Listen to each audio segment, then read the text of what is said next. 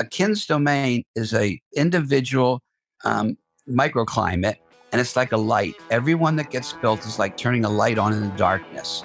And that's what this team is all about, I believe.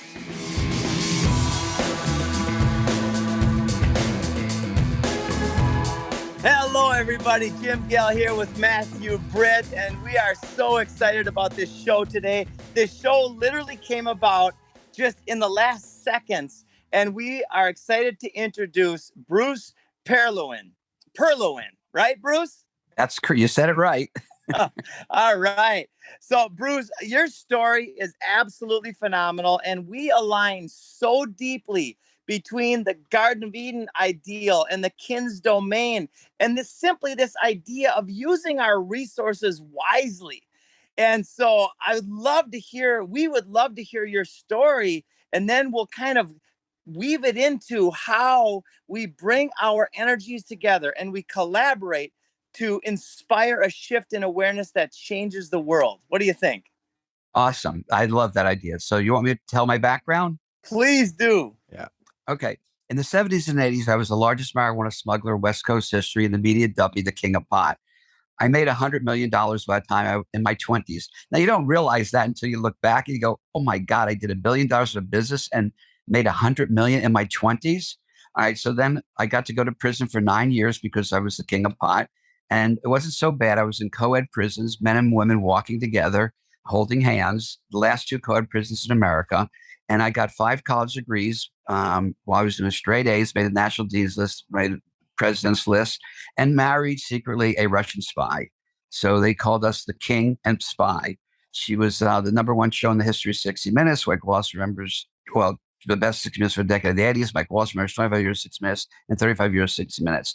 So that was my wife. And it was, pretty interesting and fun. I got out of prison. I did a few businesses, all of them meteorically explosive. And one of them was phone cards. We pioneered phone cards in America. We being Don Steinberg. He was the largest marijuana smuggler in U.S. history. So it never went to my head that I got all this publicity, and I was the #1 documentary in the CNBC history called Marijuana Inc. Inside America's Pot Industry. 23 million people watched it the first night, and it aired about 400 times. So most of the people in the marijuana industry and then later the hemp industry know me from that documentary.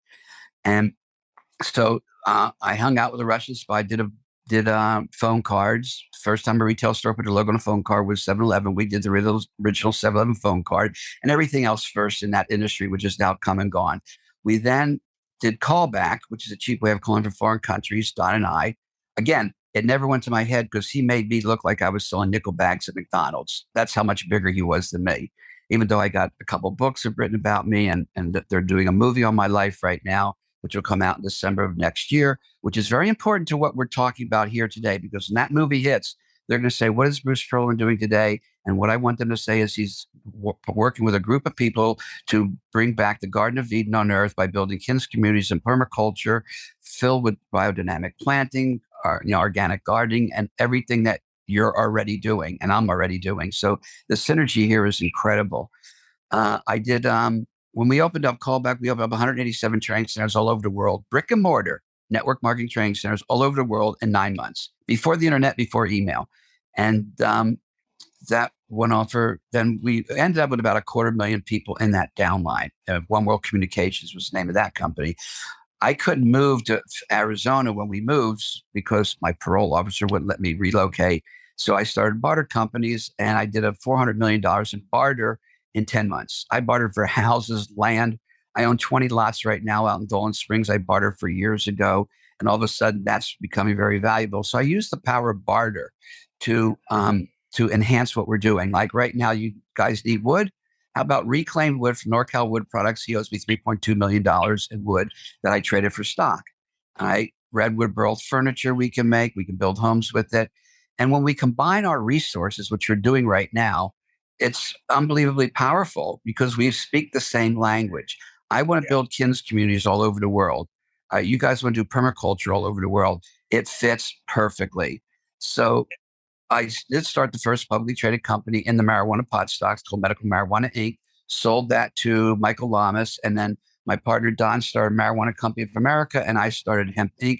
I've been with Hemp Inc. for 13 years. We have the largest hemp processing facility in the Western Hemisphere in North Carolina, where we do industrial hemp. And on the West Coast in Las Vegas, we make, and this is not marketing hype, we do make the best CBDs in the marketplace because we're high potency and we add a carbohydrate that nobody adds to it. And that increases the uptake dramatically. We just got a giant deal with a celebrity. I won't mention it because that's inside information until we do a press release. But this celebrity has 150 million followers and has 1 billion views on just one of her videos. And it also donates, that model ends up donating 10 to 20, $40 million to charity at the same time on the back end. So I have those models. I call what I do quantum economics. It's marketing from the heart, not from power, control, and greed. And when I saw the Anastasia movement with Kin's domains and Kin's communities, I opened up 44 corporations for Kin's domain. The first one is Veteran Village Kin's Community, that Abused Women, Children's Kin's Communities, Orphans Kin's Community, Homeless Kin's Community, Healers Kin's Community, Heal the Healers Kin's Community. Then I break off into different themes like Scientist Village Kin's Community, Artist Village Kin's Community, Italian Village Kin's Community, Puerto Rican Village Kin's Community, Colombian Village, just different groups. All right. Awesome. And I love the Anastasia movement. That's what I'm passionate about. I've donated $100 million of my stock to nonprofits like Patch Adams. I'm his largest donor. He's building a free hospital, the real Patch Adams, not the guy in the movie, Robin Williams, the free hospital in West Virginia. Wild Planet, you can see this is a shirt from them. They're building the second largest wildlife animal sanctuary in the world around the mountain from my Kin's community out in Arizona in the middle of the desert. That's our prototype. So you can see that by going to kinscommunity.com. And you can see the Kin's domain, which I'm focusing heavily on to get one beautiful model. And that's kinsdomain.us, because it's just the US movement. There's 500 Kin's communities in Russia and 100 in Ukraine. And they're springing up all over the world. The book that talks about this, The Ring Seals of Russia, has been translated into 23 languages and is sold over 11 million copies. So we're part of a movement. And now the permaculture movement, I've been growing organic vegetables and fruits and vegetables in my backyard in Florida since I was 15.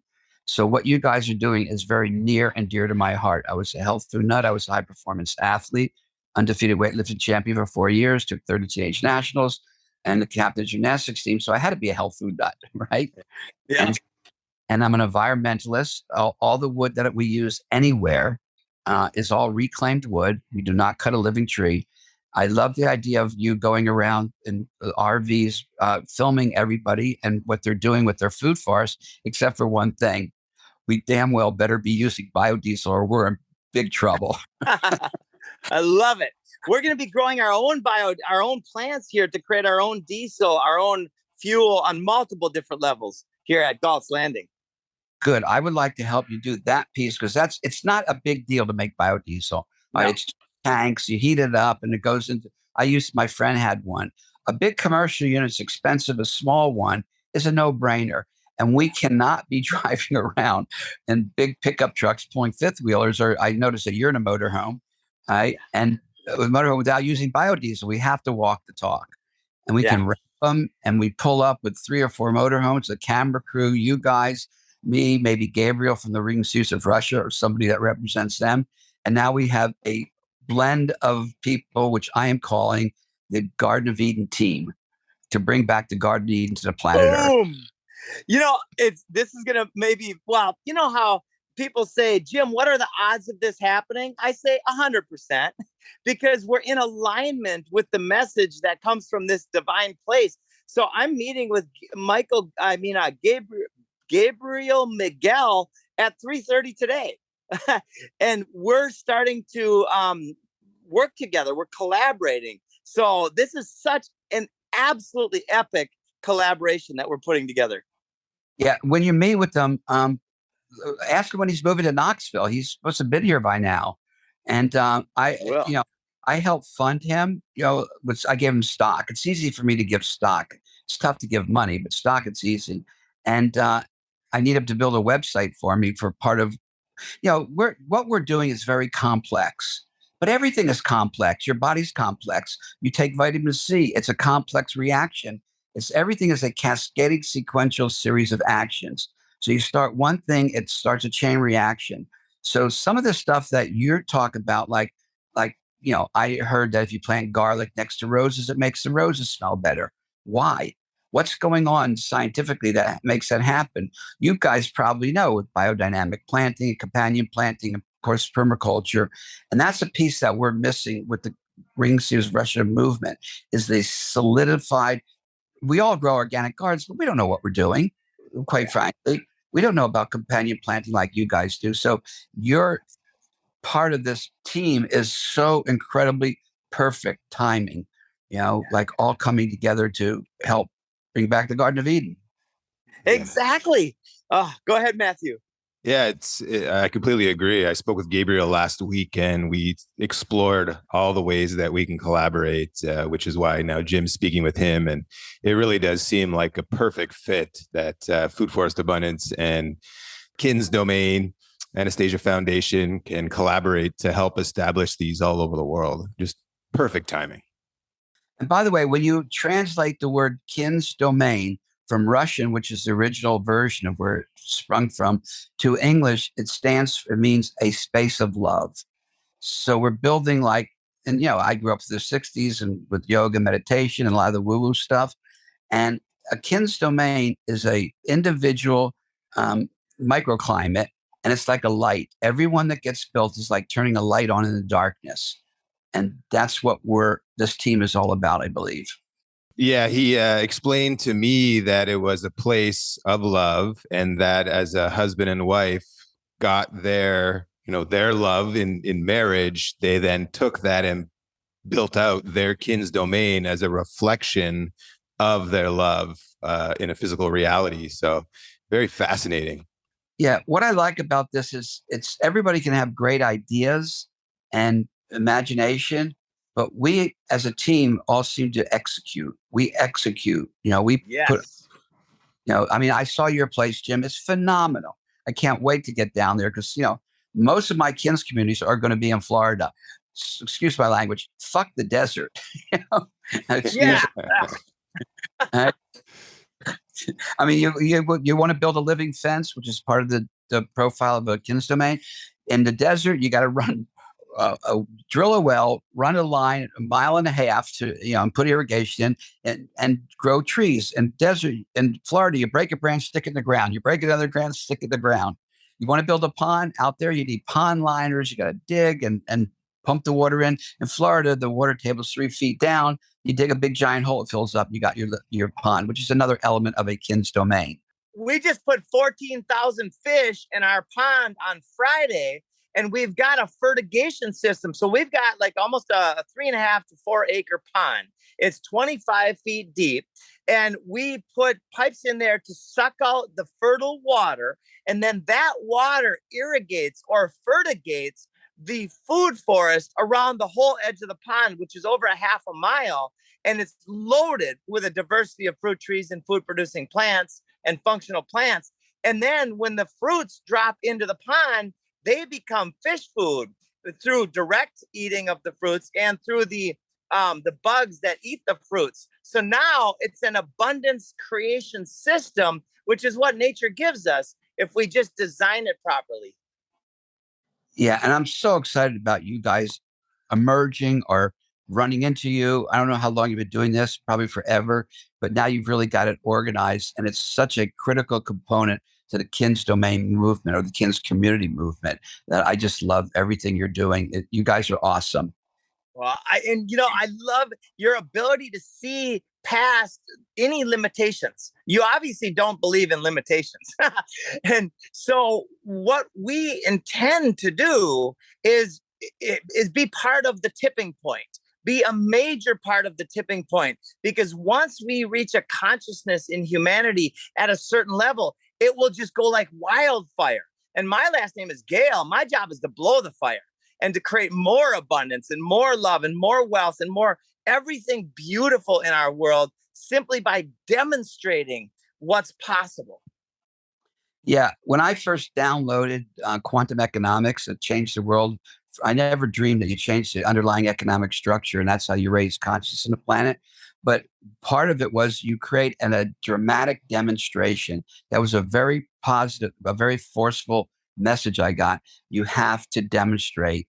And This is what you're doing is, and what I'm doing is both dramatic demonstrations. It's way easier to demonstrate it sometimes than discuss it and to explain it.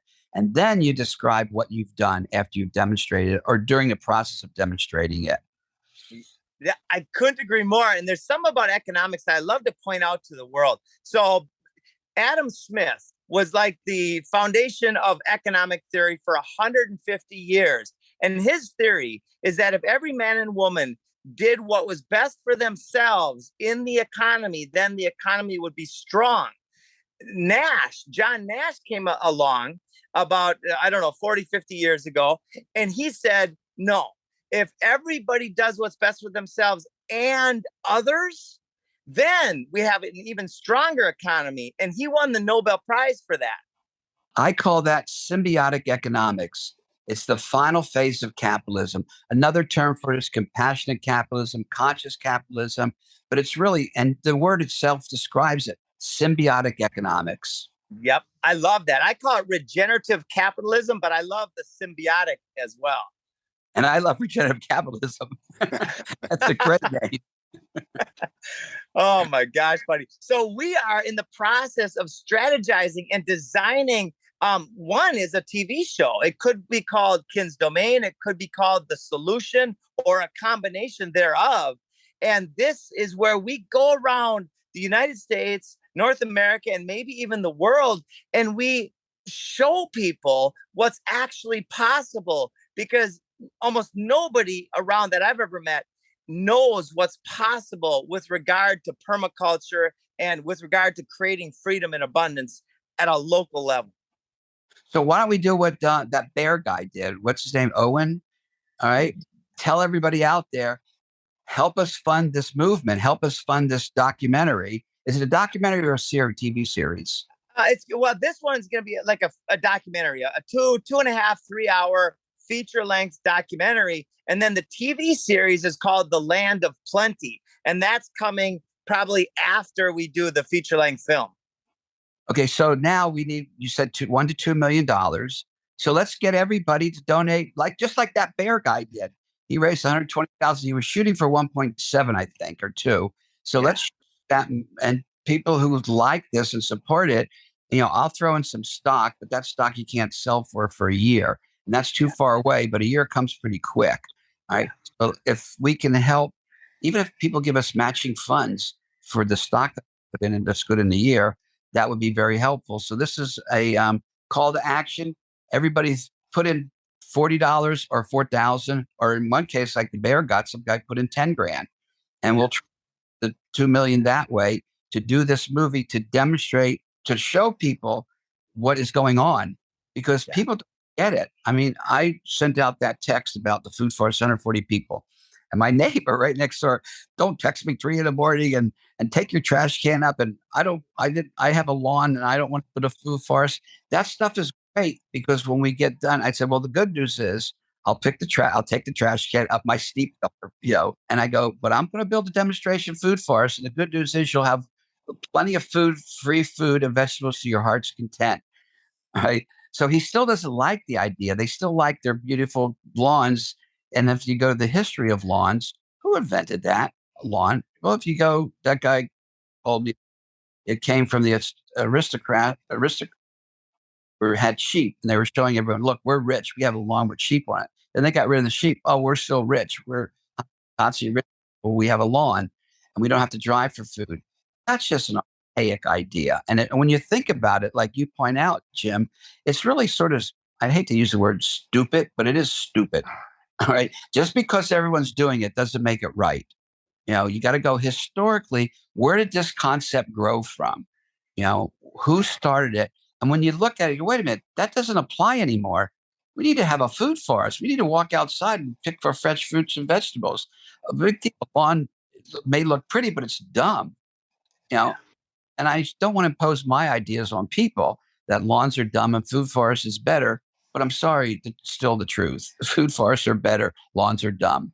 Especially at the local level, right? It's really apparent right now as we see this food collapse that's coming, if not already underway.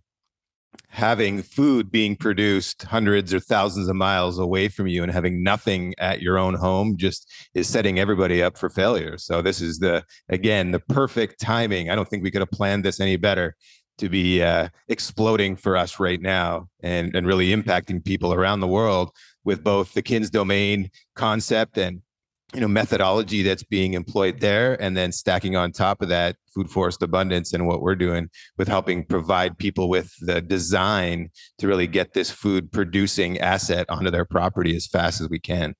And you do understand the reality that we're about to pull off.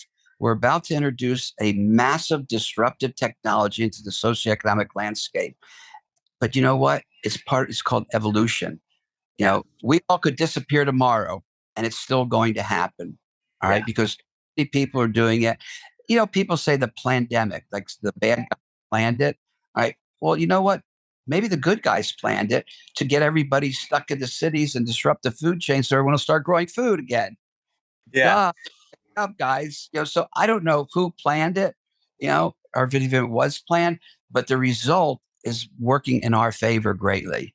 Yep. Every time there's contrast and suffering and war introduced into society, people become more wise and more self-reliant.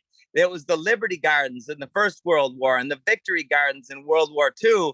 Well, now, like you said, the Garden of Eden gardens all over the world, right? And there are 44 million acres of lawn in the United States alone. When we simply take out the poisons and plant 30, 40, 50% of our lawns with regenerative edible landscapes that are less maintenance than a lawn, well, we reverse mass extinction and deforestation and cancer and heart disease and diabetes and tyranny of all kinds. It's just so logical. Yeah, I used to go around and get grass clippings because it rots really quick into the soil. And I said, I can't do this because you don't know what they sprayed on their grass. Mm-hmm. All that millions of tons of poison they put on the grass is 44 million tons. Forget the big farmer and their chemical stuff. What about the 44 million acres of poison going on every single day? Kill the weeds, make it grow better. That's just really, and you turn that into a food forest. What a difference. And we will disrupt the entire food chain and the food industry. But, gosh. Yeah.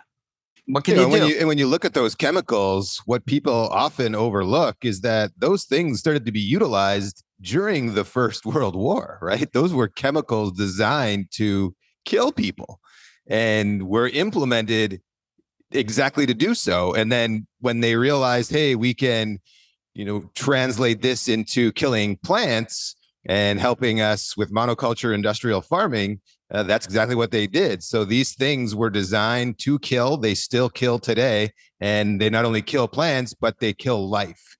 And people who are spraying those things, the at-home individual, maybe he's not feeling the effects the same way, but the guy working at the school who's out there every day spraying that field, he's noticing and he's getting cancer. And if I'm correct on this, I think the first victory against that big chemical producing company was with someone who was kind of in that role, and they were able to prove that it caused cancer.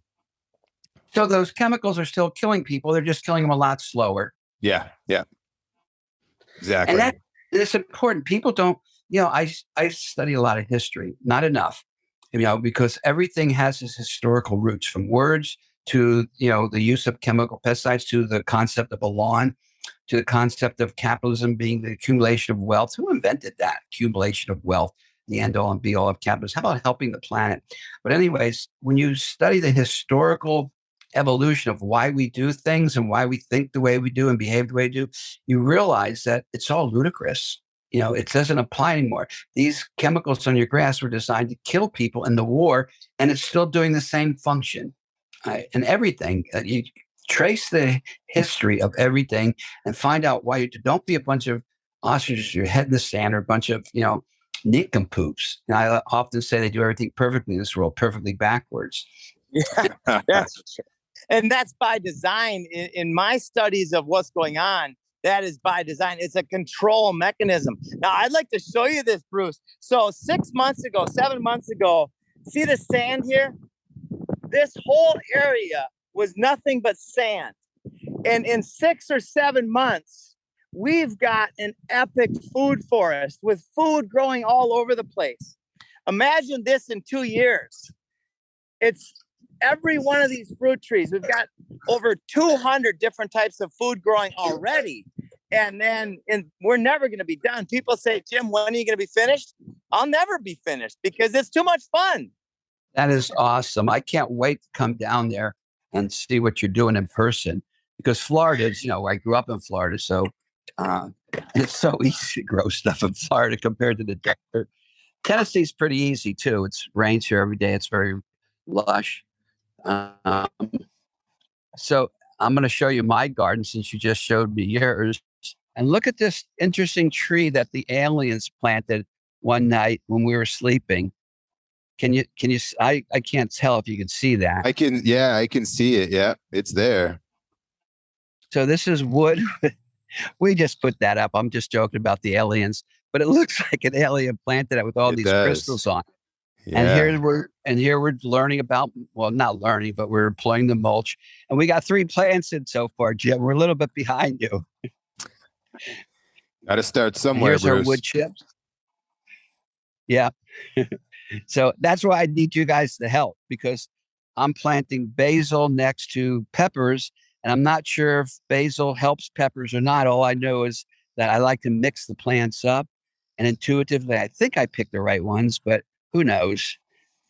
So yeah, well, we can definitely help. And this is the yard and this was a very steep hill, way steeper than it looks on the image.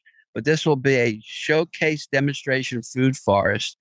And even the forest over there, we're going to have food foraging. We planted beans over in that section and carved out a little section that'll work. But for me, it's all a lot of experiments. Beautiful. You guys know the answers. Yeah. Well, and we're learning about it every day, right? Every day we're learning more, trial and error. We're taking principles that were developed by others and standing on top of giants, as they say, and constantly improving, coming up with new, different ideas, testing, iterating, constantly getting better. So, and then it takes the real world hands-on experience to continue to show us the way. There's a nice star fruit. And another interesting thing regarding those chemical companies, if you look at the one major one that most of us know of, Monsanto, who bought it recently? Oh, wouldn't you know, a pharmaceutical company. Isn't that interesting, right? Those companies that are there to completely make sure we're the healthiest we can possibly be. Yeah, Bayer bought them, right? Yeah, Bayer bought them. Yep. So they continue to get you sick, so that they can keep sending you pharmaceutical drugs. You got it. So not a bad model, except if you reverse that model, it would be a lot better. Yeah, I always found it so interesting. I worked in the health and fitness industry directly in gyms for about 7 years. And then I continued on in that space as an independent, actually leveraging network marketing and a 90-day health challenge. So I continued to be involved in wellness for about 15 years total. And I always wondered why the medical approach about, customers for life when you're sick was the only thing that they pursued, when reality is when people are healthy, they invest money into staying healthy, and they do so voluntarily instead of out of fear, right? As a PT, and I would help with prescribing movement and breathing and mental exercises, as well as food and nutrition, as well as supplementation. My clientele would buy these things and invest in these things, and they would start stacking on more and more of them because they wanted to keep feeling better. So you created, in that scenario, a customer for life by choice instead of by fear and persuasion that you're going to be sick unless you do this thing that masks your symptom, right? So I just always found that very interesting, why there wasn't that shift in time towards the wellness side of it instead of always staying on what I like to call the sickness business. First of all, Matthew, what network marketing company was that? Visalis, the Body by Vi 90-day challenge.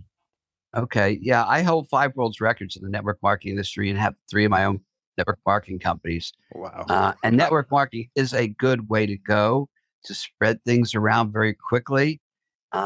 Except my model is don't make any money in the network marketing company, pay 100% out, and you make money in stock and you make money in other ways than trying to have a profit center where you have to charge 5 times more than the products are worth. So we're about to launch a global network marketing company, believe it or not, selling marijuana and Marijuana Inc. As they Wow. legalize, we're just building infrastructure. We can do it now in California and certain cities, but we're putting together the infrastructure because right now I'm back down in Colombia with my team, getting ready to bring in Panama Red, Acapulco Gold, Punta Rojo, and all the original landrace marijuana strains. And I don't smoke pot. So don't get me wrong. I'm not against it, but don't tell anybody that King of Pot doesn't smoke pot. It's very embarrassing. Or But I good make it up. business. And I make it up by taking a lot of CBD, CBGs, and CBNs. And they And have a little isn't there a bit. term like don't get high in your own supply? Yes, there is. So, So why don't you smoke it? well, back in the 70s and 80s when I quit, it made me paranoid. Now, since then, I learned that was because I was sativa. And I was sitting in the Lovins back in the 60s and I was paranoid. I go, what am I afraid of? And I couldn't pinpoint any of it. Someone going to beat me up? No. Someone going to get caught and busted? No. Do I look funny? No. I couldn't pinpoint anything, just this paranoia. So it wasn't fun. So I just quit doing it. And also, I ran a big, giant worldwide smuggling organization. And right now I consult, now I just consult for not for public companies in our sector. And I work all the time and I can't afford to get high and try and work.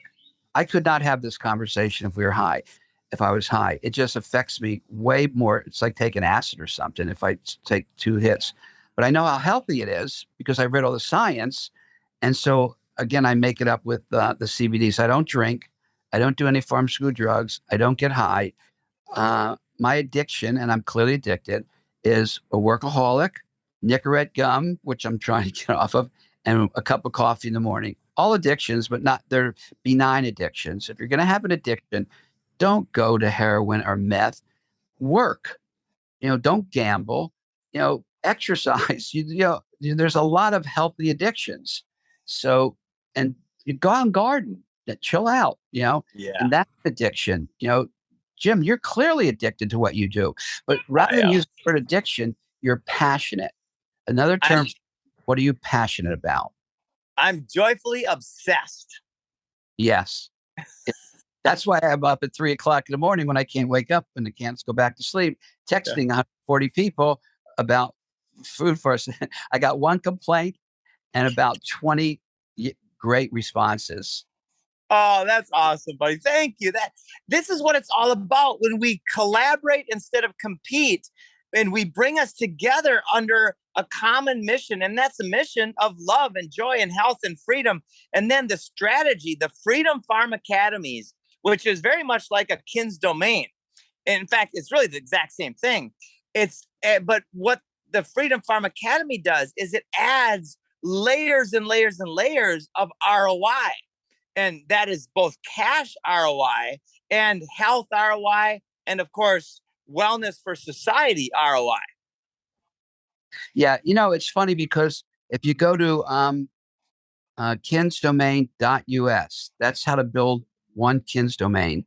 And that's 11-year-old, 10-year-old, 11-year-old series of videos before I learned to make short video.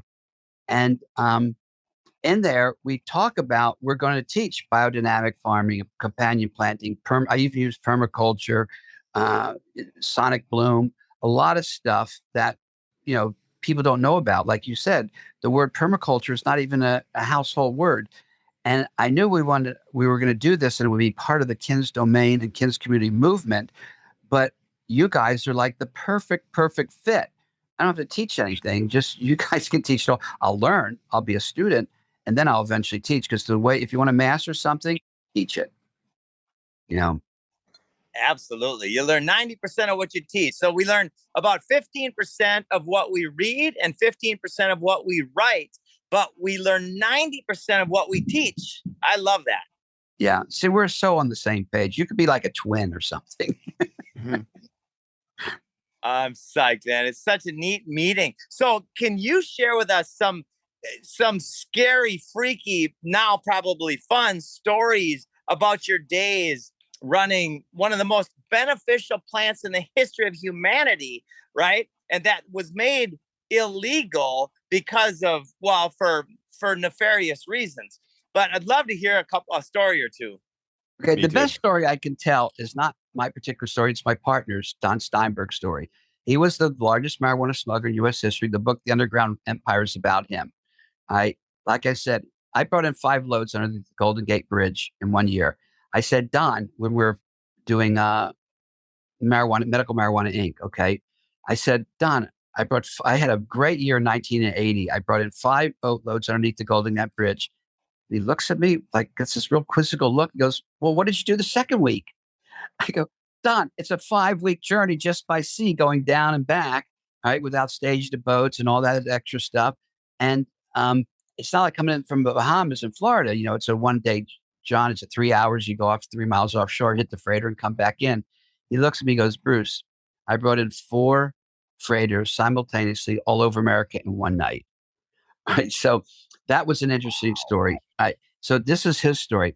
He's up in a helicopter overlooking in Florida. You'll get this, Jim. There's all those inlets from Hollover to Hollywood. I'm not sure about Hollywood, Fort Lauderdale, North Miami, um, all the way up Jensen Beach. So there's all the cuts. And that we used to bring our boats underneath through the cuts and go to a waterhouse, a house on the canals, and offload it at night. And so the Coast Guard has blockaded all the cuts because they know a big load's coming in. He's up there with the helicopter. He sees his boats offshore, way offshore. He sees the Coast Guard blockading the cuts, and they're going to get busted if they try and go past it because they're searching every boat, right? And so he calls his friend down in the Keys in the north, like Almirada, right, which is north of the Keys. And he goes, get out there, blow up a boat, and call Mayday. They take 2 or 3 boats out in the Gulf or out in the Atlantic Ocean. They set them on fire, blow them up. Mayday, Mayday. All the Coast Guard cutters by law left the cuts and rushed down to the Keys to save this boat, which they could see now the black smoke in the distance. Right. And he goes, okay, little cowboys, bring them all in. And he just watched all his offload boats come underneath all the cuts all the way up and down the coast. So, oh my gosh. Now, my story was there is no problems. There's only solutions. So my boats typically would come up. They'd start in the west coast of Florida, Moss Landing, San Francisco, and they go down to Costa Rica, and they'd stay in Golfito or Punta Arenas until the pot was ready. We would fly the pot over 3 mountain ranges, drop it on the beach. We hired an entire village. They would store it, and when we got word that there was 30,000 pounds, the boat would dip down, pick it up, and go back up north and come underneath the Golden Gate Bridge, where I had a 1,000-foot concrete pier. And you can see all that stuff by going to the kingofpotthemovie.com, and you'll see the trailer for the movie that's going to bring millions of people into this movement, because they're going to say, what's Bruce Perlowin doing today? Well, he's building kins communities and kins domains and doing permaculture. Well, we want to do the same thing. And you're going to get a flood of people coming into this movement. So I say to Brett, so they would run out of fuel sometimes, or the boat would break down. You can't call the Coast Guard because you're going to drift off into the South Pacific and die. The Coast Guard comes, you're going to get busted and go to jail for who knows how long. So it's 800,000 square miles that you're going to go out to. So I would always send rescue boats, 2 rescue boats. No problem. The solution, okay, you're out of fuel. 2 boats go out. The first one found them, towed them underneath the Golden Gate Bridge. The Coast Guard will never stop a boat under tow, right past the Coast Guard station, right to our dock. And so I said to Brett, he was the captain. He wrote the book, the San Francisco marijuana smuggling something. I forget the name of the book. The Golden Gate Smuggling Organization by Brett Bogue. And, or Brett, he changed his name. I said to him, Brett, don't you know how much fuel it takes? You've done this trip 4 times already. Why do you keep running out of fuel? And I had to send rescue boats to you. Remember, no problem, just solutions. And he said, well, the Coast Guard was doing maneuvers down in Colombia. So we had to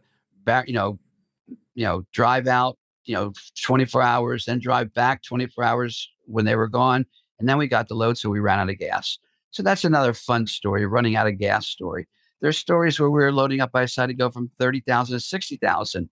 All right. So, and bring a double load up. Took two farming groups to do that. We had the 60,000, and we took this bigger boat up the same river that we were, that we always went, except it was low tide and it was bouncing on a rock. And about halfway through the load, it punches a hole in the bottom of the boat. Great. We had to leave the second 30,000 on the beach, limp to Golfito, and go. Remember, no problems, just solutions. Golfito, we had one of our rescue boats, an island off of Mexico, came down, met him, took the pot off, and went up north. Then the fiasco started, right? The boat had to be repaired. They had to go to north of Costa Rica, where there's three countries, El Salvador, Nicaragua, all come together in this Gulf. Yeah. And the Sandinistas captured the boat, thought we were running arms. Oh my God. We had to go down there and sneak out in the middle of the night. They wanted bribes, so we sort of bribed them and snuck the boat out, and it's still limping along. But that was a great journey, and it was fraught with all kinds of amazing problems, but the problems all had solutions. We have the solutions for the planet Earth with what we're collectively doing. How did you absolutely do. How did you develop that mindset, Bruce? Like, where did that come from? Good historical question. When I was a child, first of all, anything's possible. I remember, and I was below third grade, because in third grade we moved to a different house. So I remember which house I had this conversation with my brother. I said, anything's possible. And he goes, oh yeah. Well, what about an ant walking around the earth in 1 hour? I go, well, let's look at that. The earth could shrink and then he could walk around it an hour. The ant could get really big and he could walk around it. So I presented solutions. I don't believe anybody has the right to complain about conditions without offering at least 3 solutions. So I was always solution oriented. There's no such thing as a problem. There's only solutions. And if you look at Barbara Marx Hubbard's 23-minute video, Our Story, it tells you that the crisis is a precursor to a quantum leap. And she explains the spiral evolution of the planet Earth. And where are we right now? We're clearly in crisis. What has to happen? A quantum leap. So the crisis I see as being good. People say you're going to look back at this and laugh at it. Well, I say, well, why not laugh at it when you're going through it? So they used to call me Alfred E. Newman. What, me worry? I don't worry, because I know the universe is going to take care of us. And just us coming together is incredibly powerful. The Kins domain movement, the yoga movement, the back to the land movement, the cultural, the permaculture movement, the marijuana movement, the hemp movement, because all of our like-minded people are hemp growers and marijuana growers, as well as the back to the land movement. Some people don't like marijuana. Some people, they like Kins communities. Some people don't know about Kins communities, but they love permaculture and organic gardening. So this is really an idea as time has come, and you can tell because we're all coalescing and coming together. So the mindset came from years of experience and knowing that it'll all work out in the end. That's beautiful. So when you got into doing the smuggling, that was before really there were many other drugs kind of present in North America, right? Like at that time, the cocaine hadn't really taken hold, crack, none of that stuff. So you're kind of like one of the really early pioneers of that space, right? Like ultimately. Oh yeah, I'm what they refer to as OG, old gangster. Yeah. Totally non-violent marijuana smuggler. In fact, the movie didn't come out 10 years ago because 10 years ago when George Gallo, who wrote Bad Boys 1 and 2 and Wise Guys, wrote the script, there was no violence in the movie. Right when Breaking Bad was happening, Narco was happening, The Blacklist, El Chapo, Escobar, all those series with all those guys in it, it was always had a lot of violence. Well, now I moved from Florida when the Cocaine Cowboys came because it was too violent to California. So we're still mellow. And so now the movie, Hollywood's sick of violence. They want to see like Bad Boys 1 and 2. There's not gory, gross violence, but it was more funny and more of a comedy adventure. Yeah. And that's what my movie is going to be all about. It's going to be a comedy adventure with the invention of getting around the bad guys. we called the Coast Guard the DEA the bad guys. Yeah. And where were you smuggling from at first? Was that Mexico or further south?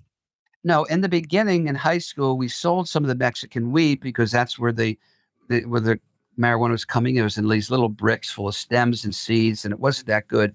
And then all Colombia and Jamaica emerged as the big producers, and Florida emerged as the main transit area because it was close. It was close to Jamaica to Colombia, and that's where the millions, literally millions and millions and millions of pounds started flooding into America.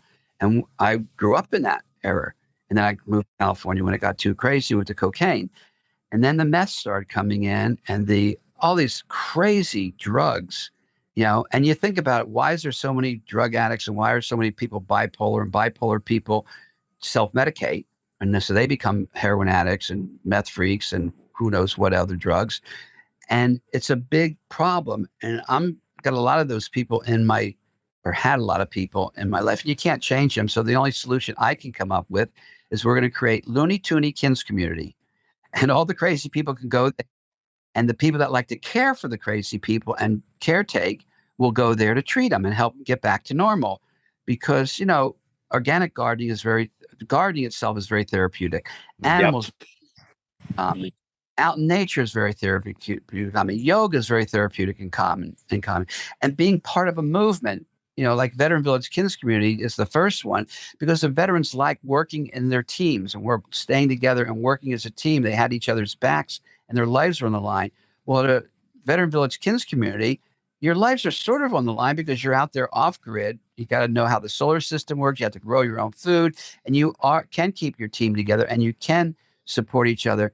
And the Kins domain is a solution on another thing, the Kins community. Let's just take Israel. Okay. I have Israeli Village Kins community and I have Arab Village Kins community. All right. Now, they're historically enemies, right? Build a Kins community in Israel, build one next door in any of the Arab countries. They don't care what your religion is. They don't care who you killed. All they know is, can you build a pond? Do you know how to prune trees? How do you get rid of the aphids? That's all they care about. It's like in the 60s. If you smoked marijuana, you made it through to the other side. You weren't going to be Ozzie and Harriet. You're part of the tribe. I will give you food. I will give you shelter. I will give you clothing, anything. And that we've lost that sense of community. The Kins community movement will bring that back by default. All right. Sort of like the old barn raising. I don't care what kind of a religion or who this guy is. If he can help me make my pond work, like you just described, with the using the fertilizer and all that. Yeah. Okay. That's all we care about. So they become buddies and everything from the past just dissolves away and everything for the future because we're building a future together. And I think one of the fourth or fifth or sixth books says creating a new civilization or a new civilization. And that's what we're doing here on Earth. And the past is irrelevant. The future is the future. Yeah. And we have this incredible opportunity before us. I think it's the most exciting opportunity that I can imagine in humanity. And that's to help lead the way towards this level of freedom that most people can't yet imagine. But when we create and demonstrate the vision, then they don't have to imagine it. They can experience it. And when they experience it, then they will have to have it because it's right there in front of them. And it's relatively easy to do. It really is. And like my neighbor says, I don't want a food forest. We bought it into a high-end neighborhood to have lawns. I go, yeah, that'll change. Where do you see the price of peaches and plums and nectarines? And I don't know if I can grow pomegranates here, but pomegranates are $2 a pomegranate. Yeah. And we had 1,000 of them that we threw away last year because we didn't, we weren't organized enough to harvest them.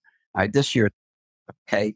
But, and all of a sudden he doesn't have to spend on gas to drive to the store. Just walks next door, picks a peach. Like you said, 70 pounds of peaches grow off of one peach tree. All right. So you can't eat them all. You got to share them. So he'll say, well, this isn't such a bad idea after all. I'm just saving myself, $1,000 a month. And then we bring in the networks like Lemongraft is an entity that actually connects the local growers with the local community. So if somebody has one peach tree, they can then sell or give away or trade all of their excess peaches using their lemongrass system. So we're bringing together like the mycelial network.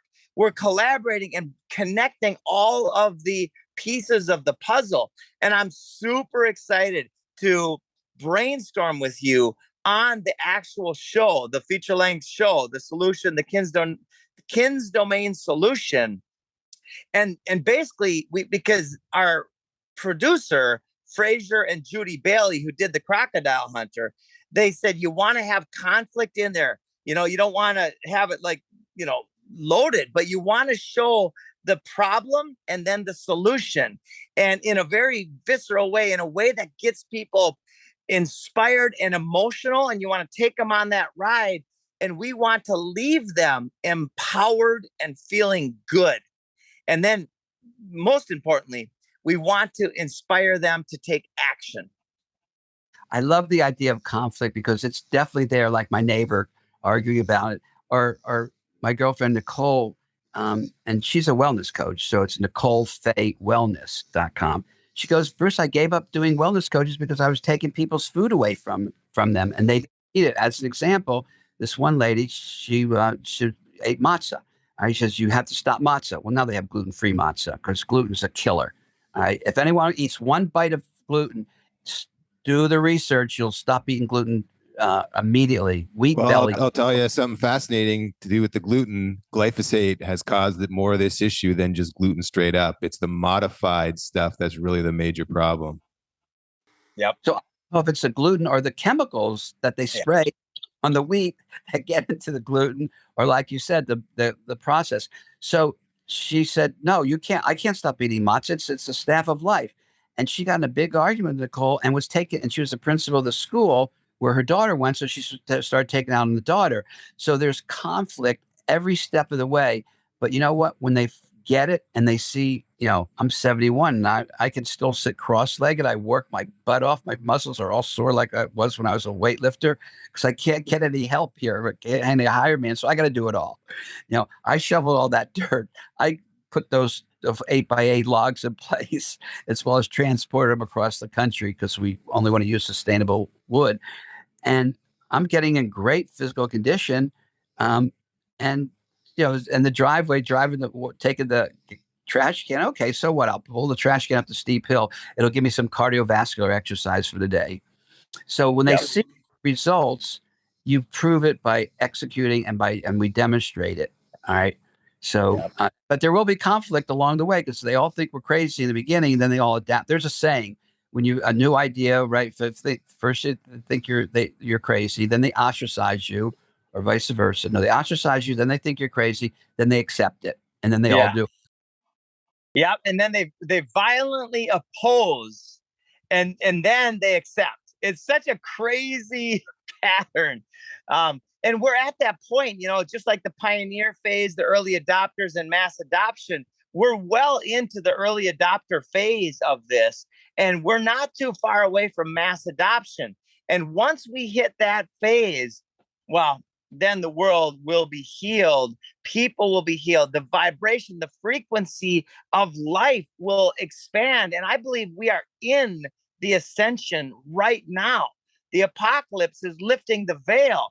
And it's so exciting and inspiring to be part of this shift. I say we could be twins. The reason I'm with Nicole is because we plan to ascend together. All right. And that's part of what we're doing. Okay, now exactly how do we ascend? Do we shift it to another reality, a parallel Earth? Do we ascend to a higher level of consciousness? Do all the people at lower levels of consciousness go on a different multiverse Earth? Because the concept of multiverse and parallel universe is no longer theory, it's fact. Well, how do you get your arms around that? And how do you operate in that weird? It's weird scientific cutting edge stuff, which is fun. But the fact that you said the same thing, that we're going to ascend, is exactly what I'm doing right now, is ascending. And where that is and where that came from, where we go, I'm not quite sure 100%. Right. But all I know, it's better than where we were. It is better. Tesla said, if you want to find the secrets to the universe, think in terms of energy, frequency, and vibration. And I will change that. If you want to experience life to the fullest, then experience frequency, like feel the frequency, because the frequency is kind of the fundamental, it's the foundation. And when we breathe into our nowness, our present moment, we can start feeling and even kind of manipulating, manifesting with the frequency that's everywhere all around us. Yeah. And, I listened to a guy named Bashar who channels through Daryl Anka. And he says, live your passion because your higher self. And I don't think there's anything woo woo or weird about having a higher self and a lower self. Right? Knows what to do and it communicates with you through emotion. So when you're living your passion, you're on the right path, no matter what that is. Right? And a key word that I see our tribe using is the word fun. Yeah. If you're fun, you're living your passion. If you're living your passion and having fun, you're on the right direction and everything will come to you synchronistically. Love it. And I love having fun. Me too. Wow, Bruce. Well, we want to thank you so much for everything you've done in life. You've went against the system, and yet you've done it in such a way. And I love the way your mind works. And I'm very excited that we're connected. We're going to do some really good things for our world and for ourselves at the same time. Okay. But before I leave, I want to reiterate what I said. It's a call to action. Guys out there, we want to do a $2 million documentary TV series on this movement. Donate. How do they donate? If they want to donate and they want to support getting this out to the world. We have a Give, Send, Go, which we'll put the link on the video. And then we're designers, we're permaculturalists. So we are creative. We can find a way that makes sense for anybody who wants to participate on any level. We can help that happen. Great. And even guys, even a $5 donation. And here's why the $5 donations or 420, make it 420 is important because it gives us the numbers. Anybody can afford 420, but can you imagine if 10,000 people donated $4.20? That's a lot of money and it's a lot of people. Now the big donations, the 10,000s, like that Bear guy, Owen got, Beartopia guy, he had a guy put in 10. Those are nice too, but because it allows you to get to where you're going quicker. But the 420s to me are more important because it gives you the numbers of people who support you. And with people, you get the resources of those people and the networks of those people, and they know what we're doing. So people should send this out to anyone and everyone they know. Anyone can afford $420. Love it. Or if you want to put in 2 million and we make it even a bigger film, we'll find somebody that says, okay, I'll put in 2 million. And then we'll just keep getting better. And by the way, my personal share of the profits of this, I would like them to go into putting food for us at schools, especially at schools, right? And we'll start with the private schools because there's less bureaucracy.